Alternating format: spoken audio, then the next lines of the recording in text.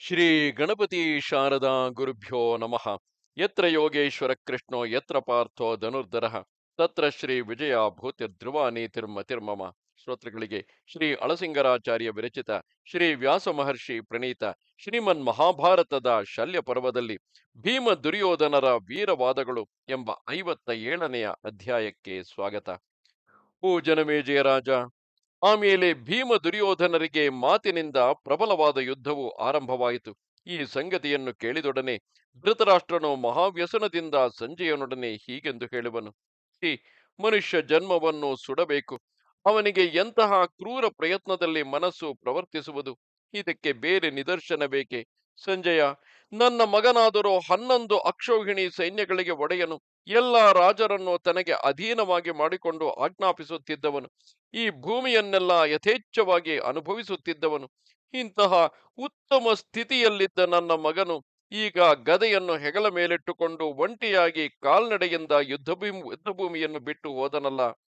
ಜಗತ್ತಿಗೆಲ್ಲ ನಾಥನೆನಿಸಿದ ನನ್ನ ಪುತ್ರನು ಅನಾಥನಂತೆ ಗದೆಯನ್ನು ಹೊತ್ತುಕೊಂಡು ಹೋದನೆಂದರೆ ಇದೆಲ್ಲವೂ ದುರದೃಷ್ಟವಲ್ಲದೆ ಬೇರೇನು? ಅಂತೂ ಓ ಸಂಜಯ, ನನ್ನ ಮಗನು ಮಹತ್ತಾದ ದುಃಖಕ್ಕೆ ಗುರಿಯಾದನು ಎಂದು ಹೇಳಿ ಧೃತರಾಷ್ಟ್ರನು ವ್ಯಸನದಿಂದ ಸುಮ್ಮನಾದನು.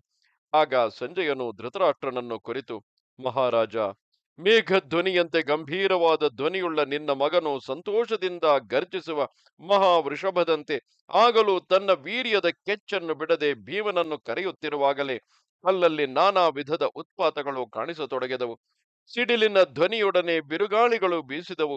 ದೊಡ್ಡ ಧೂಳಿನ ಮಳೆಯು ಸುರಿಯಲಾರಂಭಿಸಿತು. ಎಲ್ಲಾ ದಿಕ್ಕುಗಳು ಅಂಧಕಾರದಿಂದ ಮುಚ್ಚಿದಂತಾದವು.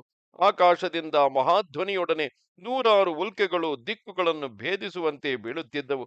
ಪರ್ವಕಾಲವಿಲ್ಲದಿದ್ದಾಗ ರಾಹುವು ಸೂರ್ಯನನ್ನು ಹಿಡಿದಂತೆ ಗ್ರಹಣವು ಕಾಣಿಸಿತು. ದೊಡ್ಡ ಭೂಕಂಪ ಉಂಟಾದಂತೆ ಭೂಮಿಯು ನಡುಗಿತು. ಮರಳಿನ ವರ್ಷದೊಡನೆ ಪ್ರಚಂಡವಾದ ಗಾಳಿಯು ಬೀಸಿತು. ಬೆಟ್ಟದ ಶಿಖರಗಳು ತಾವಾಗಿ ಉರುಳಿದವು. ವಿವಿಧಾಕಾರವುಳ್ಳ ಮೃಗಗಳು ನಾನಾ ಕಡೆಗಳಿಂದ ಬರುತ್ತಿದ್ದವು. ಭಯಂಕರವಾಗಿ ಉರಿಯುವ ಬಾಯುಳ್ಳ ನರಿಗಳು ಅಲ್ಲಲ್ಲಿ ಊಳಿಡುತ್ತಿದ್ದವು. ಸಿಡಿಲುಗಳು ಬೀಳುತ್ತಿದ್ದವು. ದಿಕ್ಕುಗಳೆಲ್ಲ ಉರಿಯುವಂತೆ ಕಾಣಿಸಿದವು. ಮೃಗಗಳು ಅಮಂಗಳವನ್ನು ಸೂಚಿಸುವಂತೆ ಕೂಗಿಡುತ್ತಿದ್ದವು. ಕೊಳದ ನೀರು ಇದ್ದಕ್ಕಿದ್ದ ಹಾಗೆ ಉಕ್ಕಿ ಬಂದಿತು. ಭಯಂಕರಗಳಾದ ಅಶರೀರ ಧ್ವನಿಗಳು ಕೇಳಿಸಿದವು. ಇಂತಹ ದುರ್ನಿಮಿತ್ತಗಳನ್ನೆಲ್ಲ ಕಂಡು ಭೀಮನು ಸಮೀಪದಲ್ಲಿದ್ದ ಅಣ್ಣನಾದ ಯುಧಿಷ್ಠಿರನನ್ನು ನೋಡಿ, ಅಣ್ಣ, ಈಗ ದುರಾತ್ಮನಾದ ದುರ್ಯೋಧನನನ್ನೇನೋ ನಾನು ಜಯಿಸಬಲ್ಲೆನು, ನಿಶ್ಚಯವಾಗಿಯೂ ಜಯಿಸುವೆನು. ಬಹುಕಾಲದಿಂದ ನನ್ನ ಹೃದಯ ಗುಹೆಯಲ್ಲಿ ಅಡಗಿಸಿಟ್ಟಿರುವ ಕೋಪವನ್ನೆಲ್ಲ ಈಗ ಹೊರಗೆ ಬಿಡುವೆನು. ಅರ್ಜುನನು ಕಾಂಡವ ವನದಲ್ಲಿ ಅಗ್ನಿಯನ್ನು ಬಿಟ್ಟ ಹಾಗೆ ಈಗ ನಾನು ನನ್ನ ಕೋಪಾಗ್ನಿಯನ್ನು ದುರ್ಯೋಧನನ ಮೇಲೆ ಬಿಡುವೆನು. ಅಣ್ಣ, ನಿನ್ನ ಹೃದಯದಲ್ಲಿರುವ ದುಃಖ ಶಲ್ಯವನ್ನು ಈಗ ಕಿತ್ತು ಹಾಕುವೆನು ನೋಡು. ಈಗಲೇ ಪಾಪಿಯಾದ ಈ ಕುರುಕುಲಾಂತಕನನ್ನು ನನ್ನ ಗದೆಯಿಂದ ಬಡಿದು ನಿನಗೆ ಕೀರ್ತಿ ರೂಪವಾದ ಮಾಲೆಯನ್ನಿಟ್ಟು ಅಲಂಕರಿಸುವೆನು. ಈಗಲೇ ನಾನು ಆ ಪಾಪಿಯ ತೊಡೆಯನ್ನು ಯುದ್ಧದಲ್ಲಿ ನನ್ನ ಗದೆಯಿಂದ ಮುರಿಯುವೆನು. ಈ ದುರ್ಯೋಧನನೇನೋ ತಿರುಗಿ ಇಲ್ಲಿಂದ ಹಸ್ತಿನಾವತಿಗೆ ಹೋಗಲಾರನು. ಹಿಂದೆ ಅವನು ನನ್ನ ಹಾಸಿಗೆಯಲ್ಲಿ ವಿಷಸರ್ಪಗಳನ್ನು ಬಿಟ್ಟು ಕಚ್ಚಿಸಿದುದು, ಅನ್ನದಲ್ಲಿ ವಿಷವನ್ನು ಕಲಸಿ ನನಗೆ ಕೊಟ್ಟುದು, ಸಭೆಯಲ್ಲಿ ನನ್ನನ್ನು ನೋಡಿ ಅಪಹಾಸ್ಯ ಮಾಡಿದುದು, ಪರಿಹಾಸ್ಯ ಮಾಡಿದುದು, ಜೂಜಿನ ನೆವದಿಂದ ನಮ್ಮ ಸರ್ವಸ್ವವನ್ನು ಅಪಹರಿಸಿದುದು, 12 ವರ್ಷದ ವನವಾಸವನ್ನು 1 ವರ್ಷದ ಅಜ್ಞಾತವಾಸವನ್ನು ನಮಗೆ ನಿರ್ಣಯಿಸಿದುದು, ಈ ನಮ್ಮ ಎಲ್ಲಾ ದುಃಖಗಳನ್ನು ಈಗ ಕೊನೆಮುಟ್ಟಿಸುವ ಕಾಲವು ಬಂದಿದೆ. ಈ ಮಧ್ಯಾಹ್ನದೊಳಗಾಗಿ ಆ ಪಾಪಿಯನ್ನು ಕೊಂದು ನನ್ನ ಮೇಲಿನ ಋಣವನ್ನು ನಾನು ತೀರಿಸಿಕೊಳ್ಳುವೆನು. ದುರ್ಬುದ್ಧಿಯುಳ್ಳ ಆ ಧಾರ್ತ್ರ ರಾಷ್ಟ್ರನ ಆಯಸ್ಸು ಇಂದಿಗೆ ತೀರಿತು. ಅವನಿಗೆ ತಂದೆ ತಾಯಿಗಳನ್ನು ನೋಡುವ ಭಾಗ್ಯವು ಇಂದಿಗೆ ತೀರಿತು. ಅವನ ಸೌಖ್ಯವೆಲ್ಲ ಇಂದಿಗೆ ಕೊನೆಗೊಂಡಿತು. ಅವನು ತನ್ನ ಪತ್ನಿಯರ ಮುಖವನ್ನು ನೋಡುವ ಅದೃಷ್ಟವು ಈಗಲೇ ಮುಗಿಯಿತು. ಈಗಲೇ ನಾನು ಆ ದುರ್ಯೋಧನನ ಪ್ರಾಣಗಳನ್ನು, ಐಶ್ವರ್ಯವನ್ನು, ರಾಜ್ಯವನ್ನು ಕಿತ್ತುಕೊಳ್ಳುವೆನು. ಅವನು ಸಮಸ್ತವನ್ನು ತೊರೆದು ಭೂಮಿಯಲ್ಲಿ ಮಲಗುವಂತೆ ಮಾಡುವೆನು. ಈ ದಿನವೇ ಧೃತರಾಷ್ಟ್ರನು ತನ್ನ ಪುತ್ರನ ಮರಣವನ್ನು ಕೇಳಿ ಶಕುನಿಯ ದುರ್ಮಂತ್ರಗಳಿಂದ ತನಗೆ ಉಂಟಾದ ಅನರ್ಥವೇನು ಎಂಬುದನ್ನು ಸ್ಮರಣೆಗೆ ತಂದುಕೊಳ್ಳಲಿ. ಹೀಗೆಂದು ಹೇಳಿ ಭೀಮನು ಗದೆಯನ್ನೆತ್ತಿಕೊಂಡು ಇಂದ್ರನು ವೃತ್ರನನ್ನು ಹೇಗೋ ಹಾಗೆ ನಿನ್ನ ಮಗನನ್ನು ಯುದ್ಧಕ್ಕೆ ಕರೆದನು. ತನ್ನಂತೆಯೇ ಗದೆಯನ್ನು ಹಿಡಿದು ಕೈಲಾಸ ಶಿಖರದಂತೆ ನಿಂತಿರುವ ದುರ್ಯೋಧನನನ್ನು ನೋಡಿ ತಿರುಗಿ ಕೋಪದಿಂದ ಭೀಮನು ಹೀಗೆಂದು ಹೇಳುವನು. ಎಲಾ ದುರ್ಯೋಧನ, ಹಸ್ತಿನಾವತಿಯಲ್ಲಿ ನಿನ್ನ ತಂದೆಯಾದ ಧೃತರಾಷ್ಟ್ರನು ನೀನು ನಮ್ಮ ವಿಷಯದಲ್ಲಿ ಎಂತೆಂತಹ ದುಷ್ಕೃತ್ಯಗಳನ್ನು ಮಾಡಿದಿರೋ ಅವನ್ನೆಲ್ಲ ನೆನಪಿಗೆ ತಂದುಕೊಳ್ಳಿರಿ. ರಜಸ್ವಲೆಯಾದ ದ್ರೌಪದಿಯನ್ನು ಸಭಾಮಧ್ಯಕ್ಕೆ ಸೆಳೆದು ಅವಮಾನಗೊಳಿಸಿದಿರಿ. ನೀನು ಶಕುನಿಯೂ ಸೇರಿ ಜೂಜಿನಲ್ಲಿ ನಮ್ಮ ರಾಜನನ್ನು ವಂಚಿಸಿದಿರಿ. ಕಾಡಿನಲ್ಲಿಯೂ ನಮ್ಮನ್ನು ನಾನಾ ವಿಧವಾದ ದುಃಖಕ್ಕೆ ಗುರಿ ಮಾಡಿದಿರಿ. ನಾವು ಕಣ್ಣಿಗೆ ಕಾಣಿಸದೆ ತಲೆಮರೆಸಿಕೊಂಡು ವಿರಾಟ ನಗರದಲ್ಲಿದ್ದಾಗಲೂ ನಮಗೆ ಎಷ್ಟೋ ವಿಧದಿಂದ ಉಪದ್ರವಗಳನ್ನು ಕೊಟ್ಟಿರಿ.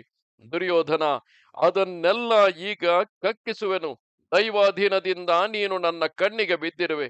ಎಲ ದುರ್ಮತಿ, ನಿನ್ನ ದಶೆಯಿಂದಲೇ ರಥಿಕ ಶ್ರೇಷ್ಠನು ಗಂಗಾ ಪುತ್ರನೂ ಆದ ನಮ್ಮ ಪಿತಾಮಹನು ಶಿಖಂಡಿಯಿಂದ ಹತನಾಗಿ ಬಾಣದ ಹಾಸಿಗೆಯಲ್ಲಿ ಮಲಗಿರುವನು. ನಿನ್ನ ದೆಸೆಯಿಂದಲೇ ಪ್ರತಾಪಶಾಲಿಗಳೆನಿಸಿದ ದ್ರೋಣ, ಕರ್ಣ, ಶಲ್ಯರು ಪ್ರಾಣವನ್ನು ಬಿಟ್ಟರು. ನಮ್ಮಲ್ಲಿ ಮೊದಲು ವೈರವೆಂಬ ಬೆಂಕಿಯನ್ನು ಹತ್ತಿಸಿಟ್ಟ ಶಕುನಿಯು ಹತನಾದನು. ನಿನ್ನ ಆಜ್ಞೆಯ ಮೇಲೆ ದ್ರೌಪದಿಯನ್ನು ಸಭಾಮಧ್ಯಕ್ಕೆ ಸೆಳೆತರಲು ಹೋದ ಪ್ರಾತಿಕಾಮಿಯು ಹತನಾದನು.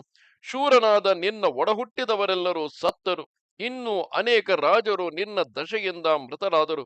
ಇಂತಹ ಪಾಪಿಯಾದ ನಿನ್ನನ್ನು ಈಗ ನಾನು ನನ್ನ ಗದೆಯಿಂದ ಸಂಹರಿಸುವೆನು, ಇದರಲ್ಲಿ ಸಂದೇಹವೇ ಇಲ್ಲ ಎಂದನು. ಹೀಗೆ ಆರ್ಭಟಿಸಿ ಕೂಗುತ್ತಿರುವ ಭೀಮನನ್ನು ನೋಡಿ ನಿನ್ನ ಮಗನು ಮನಸ್ಸಿನಲ್ಲಿ ಸ್ವಲ್ಪವಾದರೂ ಭಯವಿಲ್ಲದೆ, ವೃಕೋದರ, ಸುಮ್ಮನೆ ನಿನ್ನ ಆತ್ಮಸ್ತುತಿಯನ್ನು ಮಾಡಿಕೊಂಡು ಬಗಳುವುದರಲ್ಲಿ ಫಲವೇನು? ಬಾ, ಮುಂದೆ ಬಾ, ಯುದ್ಧ ಮಾಡು. ಎಲೆ ಕುಲಾಧಮ, ನಿನಗಿರುವ ಯುದ್ಧದಾತುರವನ್ನು ಇಂದಿಗೆ ನಾನು ಮುಗಿಸಿ ಬಿಡುವೆನು. ಅಲ್ಪ ಬಲವುಳ್ಳ ನೀನು ಸಾಮಾನ್ಯವಾದ ಪ್ರಾಕೃತ ಮನುಷ್ಯನನ್ನು ಬಾಯಿ ಮಾತಿನಿಂದ ಬೆದರಿಸುವಂತೆ ನನ್ನನ್ನು ಹೆದರಿಸುವೆ. ಇದು ನಿನಗೆ ಸಾಧ್ಯವಲ್ಲ. ಬಹುಕಾಲದಿಂದ ನಿನ್ನೊಡನೆ ಗದಾಯುದ್ಧವನ್ನು ಮಾಡಬೇಕೆಂಬ ಆಶೆಯು ನನ್ನ ಮನಸ್ಸಿನಲ್ಲಿದ್ದಿತು. ಈಗ ದೈವಗತಿಯಿಂದ ಅದು ಸಂಘಟಿಸಿತು. ಎಲ ದುರ್ಮತಿ, ಬರೀ ಬಾಯಿ ಬಡಿಯುವುದರಿಂದ ಪ್ರಯೋಜನವೇನು? ಈ ಹರಟೆಯನ್ನು ತಗ್ಗಿಸು. ಪರಾಕ್ರಮದಿಂದ ನಿನ್ನ ಕಾರ್ಯದಿಂದ ನಿನ್ನ ಪರಾಕ್ರಮವನ್ನು ತೋರಿಸು. ವಿಳಂಬ ಮಾಡಬೇಡ ಎಂದನು. ನಿನ್ನ ಮಗನ ಈ ಧೀರ ವಾಕ್ಕನ್ನು ಕೇಳಿ ಸೋಮಕರು ಮೊದಲಾಗಿ ಅಲ್ಲಿ ನೆರೆದಿದ್ದ ಎಲ್ಲ ರಾಜರು ಅವನನ್ನು ಕೊಂಡಾಡಿದರು. ಹೀಗೆ ಎಲ್ಲರಿಂದಲೂ ಗೌರವಿಸಲ್ಪಡುತ್ತಾ ದುರ್ಯೋಧನನು ಯುದ್ಧಕ್ಕೆ ಧೈರ್ಯದಿಂದ ಮುಂದಾದನು. ಸುತ್ತಲೂ ಇದ್ದ ರಾಜರೆಲ್ಲರೂ ಕರತಾಡನಗಳಿಂದ ಅವನನ್ನು ಉತ್ಸಾಹಗೊಳಿಸಿದರು. ಇಷ್ಟರಲ್ಲಿ ಮಹಾಬಲವುಳ್ಳ ಭೀಮನು ಕೂಡ ಗದೆಯನ್ನೆತ್ತಿಕೊಂಡು ಬಲಾಢ್ಯನಾದ ನಿನ್ನ ಮಗನನ್ನು ಎದುರಿಸಿ ಬಂದನು. ಆಗ ಪಾಂಡವ ಸೈನ್ಯದಲ್ಲಿ ಜಯೋತ್ಸಾಹದಿಂದ ಆನೆಗಳು ಗರ್ಜಿಸಿದವು, ಕುದುರೆಗಳು ಸಂತೋಷದಿಂದ ಕೆನೆದವು, ಶಸ್ತ್ರಗಳು ಕಾಂತಿಯಿಂದ ಜ್ವಲಿಸುತ್ತಿದ್ದವು. ಇದು 57ನೆಯ ಅಧ್ಯಾಯವು. ನಮಸ್ತೆ ಶಾರದೆ ದೇವಿ, ಕಾಶ್ಮೀರ ಪುರವಾಸಿನಿ, ತ್ವಾಮಹಂ ಪ್ರಾರ್ಥಯೇ ನಿತ್ಯಂ, ವಿದ್ಯಾದಾನಂಚ ದೇಹಿಮೆ. ನಮಸ್ಕಾರ.